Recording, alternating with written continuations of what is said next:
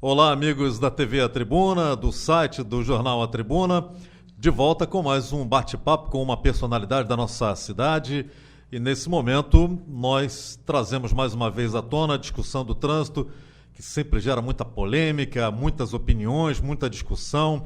Todas as pessoas, todos os moradores de todos os municípios têm uma opinião em relação ao trânsito, e com o crescimento também do número de motoristas, né? Número de veículos e o número de motoristas, claro, esse assunto vai crescendo, vai ficando cada vez mais em voga, cada vez mais na tona. Nós estamos recebendo o engenheiro Newton Suetugo, já foi secretário municipal de Planejamento e Trânsito, também tem formação específica na área de trânsito e tem servido como conselheiro, uma espécie de conselheiro da Prefeitura também, no Conselho Municipal de Trânsito. Nilton, além de tudo isso, você é professor e você tem um curso específico na área de trânsito, não é isso? Explica pra gente. Seja bem-vindo aqui na TV A Tribuna. Obrigado. Realmente a Prefeitura teve um termo de ajustamento de conduta por parte da promotoria, solicitando que fosse feita a contratação de um engenheiro de tráfego para fazer parte da Prefeitura, do corpo da Prefeitura. Entretanto, na realidade não existe esse engenheiro de tráfego. O que existe é um curso de engenharia de tráfego, ou seja, um curso de especialização. E eu já havia feito há muito tempo atrás um curso de especialização na CET, na Companhia de Engenharia de Tráfego de São Paulo. E desta forma, em contato com o atual secretário de Planejamento Magalhães, ele pediu uma sugestão do que a gente poderia fazer. Eu falei, é só você fazer o convite de eu fazer parte no Conselho Municipal de Trânsito e encaminhar esse ofício à promotoria para ver se eles aceitam essa situação. Prontamente aceito pelo promotor, resolvemos essa questão. Então, faço parte do Conselho de forma voluntária e a gente tenta, na medida do possível e do meu conhecimento, ajudar nessas questões de trânsito da cidade. O que foi muito criticado um tempo atrás, eu acho inclusive que você não vai se pronunciar a respeito do assunto, mas é uma opinião nossa, né? E acho que um conceito público e consolidado de que o trânsito não pode ser tratado na base da orelhada, popularmente falando, né? Na base do palpite da sugestão. Precisa realmente de alguém que tenha formação, que tenha instrução específica no assunto. Qual é a sua opinião em relação aos caminhos que o trânsito de Jales tomou recentemente, principalmente na última administração, que virou uma polêmica enorme? Instalação de quebra-mola, instalação de rotatória, instalação de semáforo novo. Você acha que estavam no caminho certo, Nilton? Que é preciso corrigir alguma coisa? Sim, tudo passa por uma elaboração de um plano de mobilidade urbana. Existe uma legislação que obriga os municípios a elaborarem esse plano de mobilidade. E, nesse sentido, a Prefeitura é obrigada a fazer essa elaboração desse plano de mobilidade. O que é o plano de mobilidade urbana? O plano de mobilidade urbana prevê todas as situações que envolvam pessoas, veículos, carros, bicicletas, caminhões, etc. e tal, e também o sistema viário do município. Em função desse plano, se ele existisse, provavelmente grande parte desses problemas de Jales nós não teríamos. Só para exemplificar, a cidade foi fundada por Dr. Eufli, engenheiro, a região central, o perímetro central urbano do município muito bem distribuído, entretanto as ruas são bastante estreitas. Nós temos um seccionamento da ferrovia e um grave problema nesse seccionamento é uma válvula de escape para a interligação de vários bairros, né? Então, a elaboração do plano juntamente com a revitalização do plano diretor, seria fundamental e resolveria, assim, grande parte dos problemas urbanos, dos conflitos urbanos de trânsito no município, se nós tivéssemos esse plano de mobilidade urbana.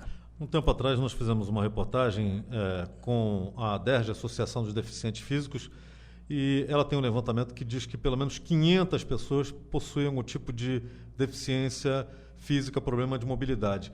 Essas pessoas estão incluídas nesse plano, que inclusive tem prazo para ser executado e implantado, né?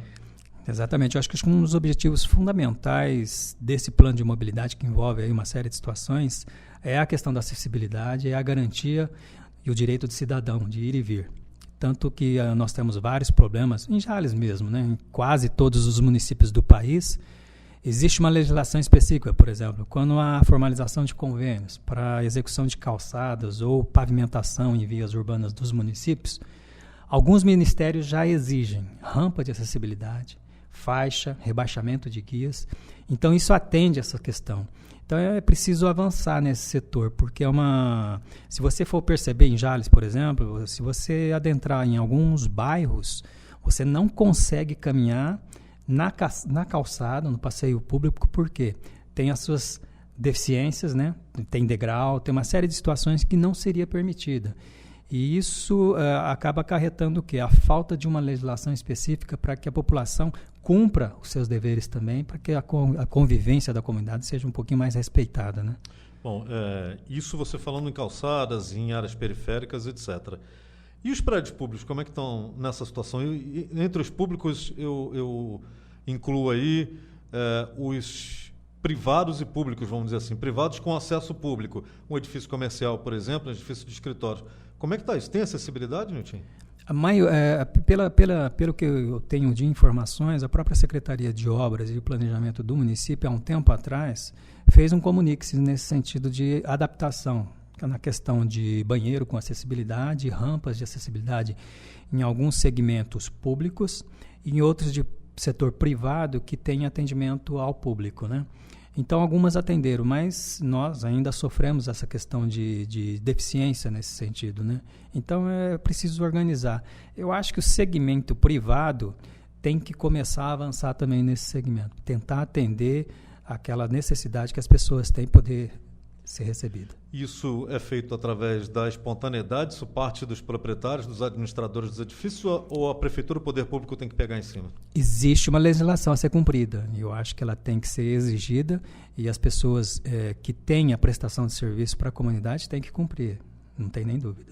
Você falou agora há pouquinho no Dr. Eufli Jales e era um dos pontos que eu tinha planejado aqui na nossa pauta para conversar com você a respeito. Ele era engenheiro, fala-se muito que ele fez um planejamento bastante interessante na criação do município, ele planejou, organizou e elogia-se muito esse ponto. Mas a gente vê muito problema.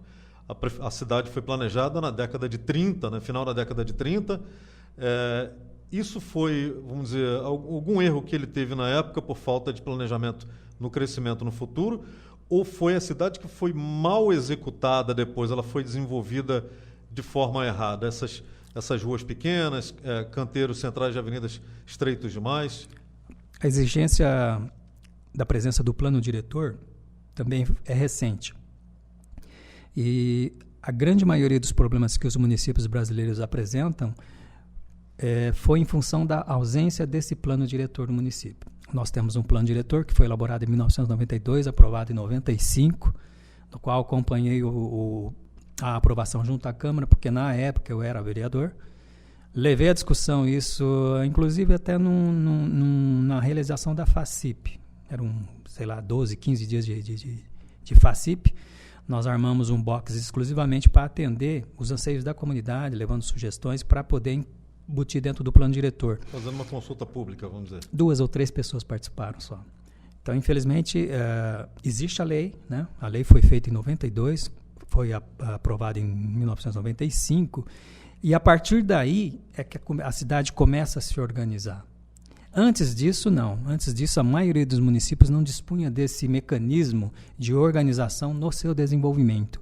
Então, por exemplo, nós temos esse plano diretor, mas nós não temos esse plano de mobilidade. O que seria um plano de mobilidade? Envolveria também a projeção de um anel viário no nosso município, né? Nós somos hoje circundados aí por 4 rodovias, né? E é uma localização, assim, um espetáculo para o desenvolvimento industrial, principalmente. Só que nós não temos aproveitado isso. O anel viário seria um sistema para a gente poder fazer a expansão da cidade, tirar um pouquinho aquela concentração urbana que existe dentro do núcleo do perímetro central da cidade e que faz com que seja acarretado o problema de trânsito, né? Quando existe acúmulo de prestação de serviço, por exemplo, fórum, prefeitura, tudo localizado no mesmo núcleo, acaba acumulando o número de pessoas, de veículos, de bicicleta, etc. e tal. Então, o problema de Jales, às vezes os problemas de trânsito, que não são tão graves, não considero que são graves, porque a cidade ainda é pequena, né? Esses problemas são oriundos dessa falta de projeção de um desenvolvimento mais estratificado e levar o desenvolvimento para outras cidades. aqueles projetos que eles falavam sobre a cidade judiciária. Achava muito interessante aquilo. Por quê? Porque você acaba deslocando o desenvolvimento para uma outra região. E é fundamental isso. Não adianta, por exemplo, você jogar um conjunto habitacional a 10, 15 quilômetros da cidade e você não oferecer condições para aqueles moradores daquele local. Por exemplo, não tem serviço de padaria, não tem uma banca de jornal, não tem uma agência bancária. Então, aí você está não oferecendo esses serviços básicos para uma população discriminada, né?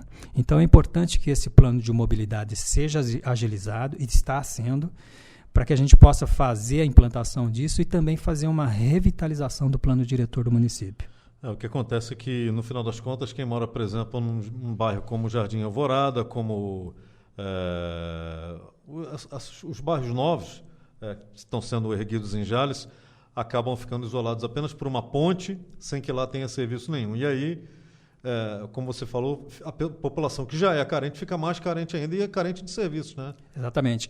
Por exemplo, um exemplo bem claro. O acesso pela rodovia Jarbas, que vai para Santa Albertina. Ela desemboca praticamente na cidade, ali no Jardim Arapuã. E se você trafega por ali, eu faço isso frequentemente na prestação de serviço para a Caixa Econômica, é complicado. Então, nós deveríamos ter um canal de ligação dessa rodovia para um outro eixo de circulação que desafogue um pouco aquele núcleo, né? Então, vira um caos. O que acontece? Com o caos, gera mais acidentes, eleva o número de... Estuda-se, inclusive, a criação de uma outra ligação exatamente nesse ponto que você está falando ali, né? Criando um mini anel viário. Exatamente. O anel viário para o município seria fundamental. Eu não sei, porque eu não participei da administração do Parini, ele fez uma tentativa nesse sentido de fazer uma ligação daquele trevo que dá acesso ao Hospital do Câncer, né, na SP-320, fazer uma ligação da SP-320 para Jarbas de Moraes, atravessando aquela região onde tem a indústria do Venturini e algumas chácaras. Parece que ficou um impedimento de ordem legal naquele local.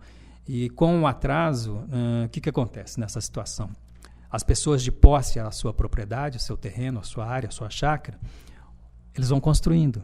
E à medida que você constrói, o valor do imóvel vai lá em cima. E para a prefeitura poder atravessar ali com uma avenida, tem que desapropriar um valor real do mercado. E aí acaba sendo impossível fazer esse procedimento, né? Mesma coisa no prolongamento da João Amadeu.